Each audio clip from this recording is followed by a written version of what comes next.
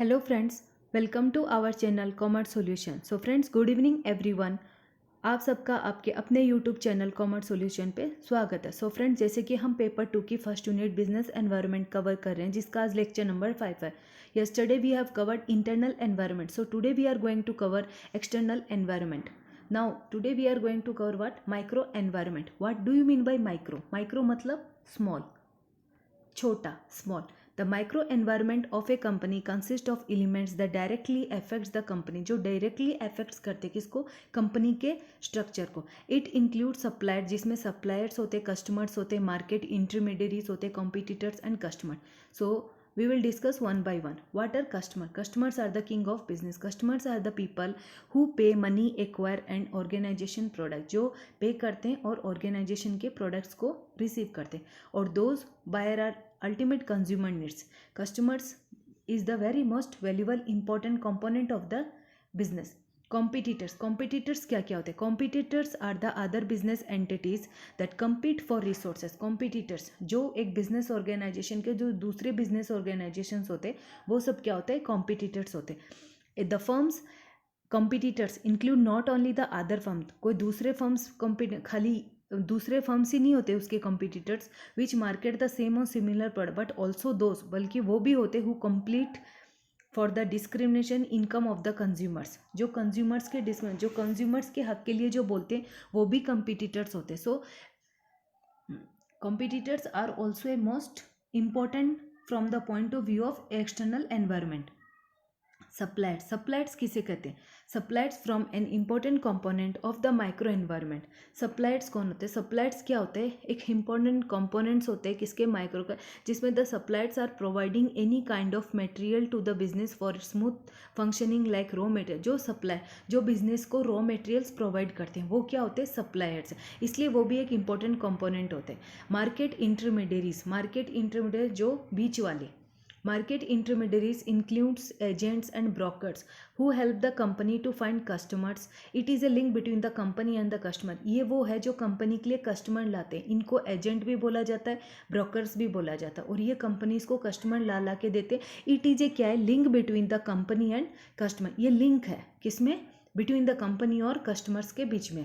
Public, what is public? Public किसे कहते हैं? हमें सभी जानते हैं what is public. Is any group that has actual और potential interest in the business, जिसका इंटरेस्ट हो बिजनेस में।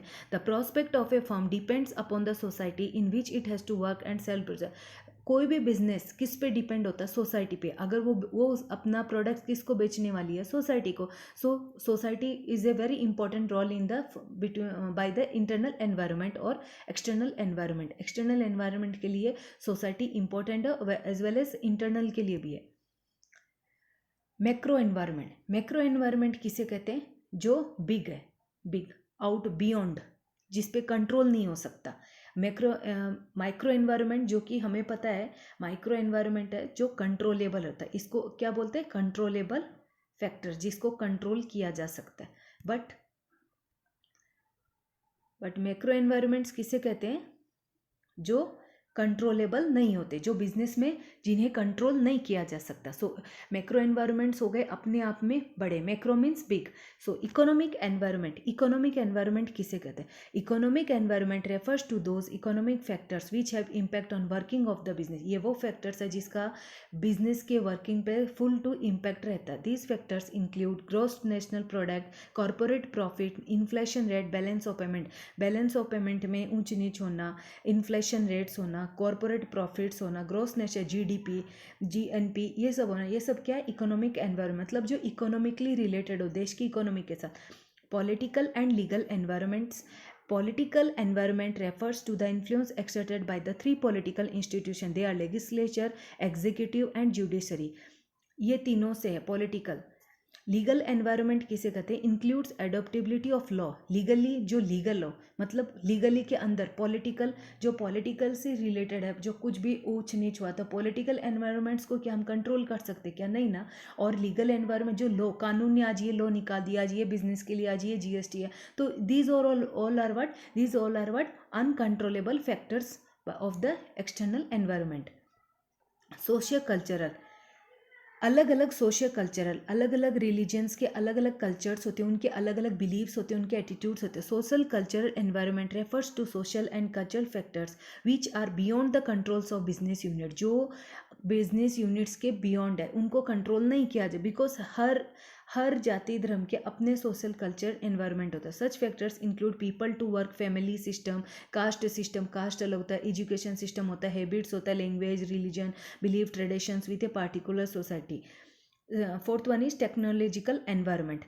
Technological environment refers to the external factors in technology. Technology में बार बार चेंज होना, कुछ आज कुछ न्यू टेक्नोलॉजी है, कल उससे भी ज़्यादा लेटेस्ट आ जाएगी. So this all are what technological impacts of the in the business operations. In order to survive the today's competitive world में a business has to अगर आज के युग में अगर बिजनेस को सर्वाइव करना, तो न्यू टेक्नोलॉजीज के साथ अपने बिजनेस को आगे बढ़ाना पड़ेगा. सो न्यू टेक्नोलॉजीज में changes from time to time. Business में have to dramatically change their operational strategy. उनको अपने ऑपरेटिंग, जो उनका काम करना है मैन्युफैक्चरिंग प्रोसेस में, उनको ऑटोमेटिक चेंज करना पड़ेगा. सो ये सब क्या है, जो अनकंट्रोलेबल फैक्टर्स है. नेचुरल एनवायरनमेंट, ये तो कंट्रोलेबल होना ही नहीं है, because it is natural. Natural environment refers to geographical and ecological factors. ये किसको रेफर करते हैं, जियोग्राफिकल और ecological factors. Natural resources, weather, climate change, जो कि इंसानों के बस की बात नहीं है, और it will fully hamper the business also. Land forms, जैसे अभी कोविड-19 की वजह से कुछ बिजनेस पूरे ठप हो गए और कुछ बिजनेस बहुत हाई लेवल पे पहुंच गए. Demographic environment. Demographic environment refers to the size. Demographic means, ये कीवर्ड्स हैं, किसको रेफर करते हैं, साइज को, density, distribution, growth rate of the population, age composition. All these are what created. And one more thing, from these two topics, internal and external environment, 101% question will asked by the NTA in paper 2, that is business environment first unit. ये सबसे important topics और यहाँ से question put up होने ही होने. तो ये इसमें से कीवर्ड्स ढूंढो. डेमोग्राफिक एनवायरनमेंट के कीवर्ड्स क्या है, साइज, डेंसिटी. यहाँ पे सीक्वेंस के आते हैं, मैच द फॉलोइंग के क्वेश्चंस आते हैं, growth rate of the population, age composition, ये सब डेमोग्राफिक में आते हैं. नेचुरल में अलग आ गए. अभी इंटरनेशनल एनवायरनमेंट. इंटरनेशनल एनवायरनमेंट जो कि अपने आप में बहुत ही बियॉन्ड है, इसको कंट्रोलेबल करना तो कुछ पॉसिबल ही नहीं है, because it is out of world, out of India. एक कंपनी से दूसरे कंपनी में जाके बिजनेस करना, दैट इज़ व्हाट इंटरनली. और सारे देश एक साथ बिजनेस करते हैं, जैसे यूनियंस बनाते हैं. Another environmental factor is international और ग्लोबल एनवायरनमेंट, जो ग्लोबली हो. It affects the business directly due to liberalisation. Indian companies are force to view business issue from the global perspective. ये डायरेक्टली अफेक्ट करते हैं.